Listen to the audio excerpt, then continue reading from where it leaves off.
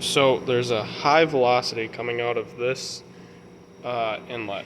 The metal comes flowing down, catches here, flows over, hits the trap, bounces back, and on this bounce back it starts to increase out of this port, and this one as well, but not as much as here.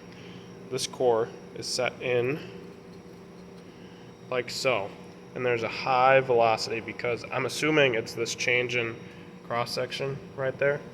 But the good news is that if there's a high velocity here, it's going to want to push the core in rather than try to rotate it, because rotating here is fine.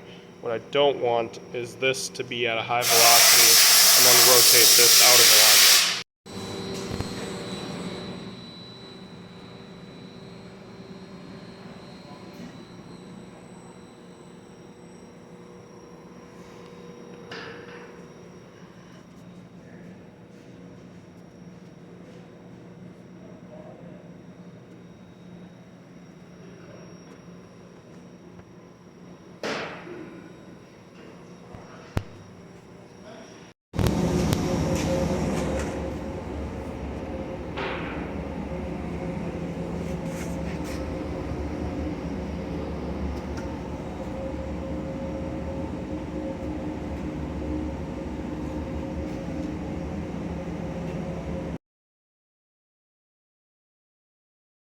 Okay, I apologize for the grainy footage, but I thought I'd record my current thoughts before I actually go and pour the metal in a day and a half, 2 days. I'm low-key kind of anxious. I'm not scared about the molds, but kind of anxious, because as soon as you close them, you don't know what's inside.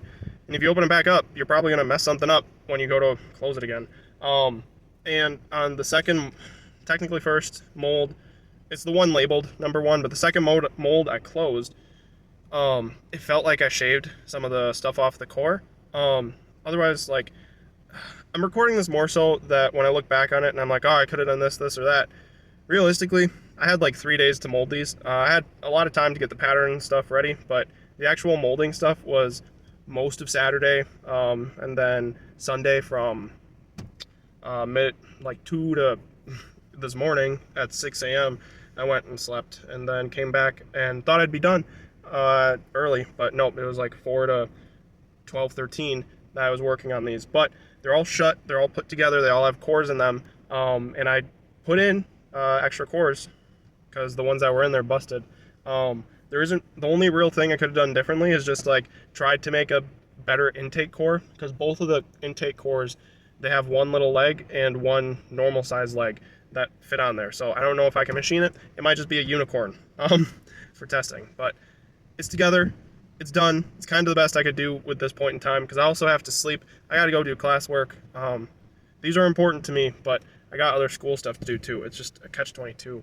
I could have possibly, with the one water jacket, not been trying to grind it down, because I did catch the glue and fell off. However, I did also grind off glue that otherwise could have caused gas issues, and there's a lot of, I don't know. There's just a lot of things that could have changed, but I don't think it's too bad.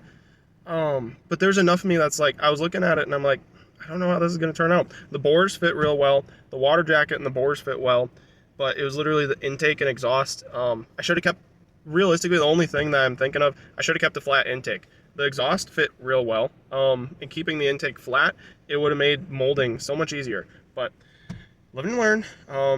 And two, machining. If I had the little leg thing happen, if I had the little leg thing happen with a flat core, I could have just machined straight. But I can't really for this because it's at an angle and such. But find out how it goes in 2 days. I'll have another video probably. Dude, I hope they work out as cast, but I'm afraid that the cores are going to shift, because I already took some liberty in accepting the cores, but I'm afraid the cores are going to shift and then I won't have any sort of usable casting. Because at the moment, it has a water jacket, it does have an intake, and it has an exhaust. Only thing is that the intake is kind of neutered halfway. But we'll see, and I don't know. This version of me won't ever know how they turned out, but the me in like fucking, dude, 24 hours. Because it's Tuesday morning technically now. This is, I got sand everywhere.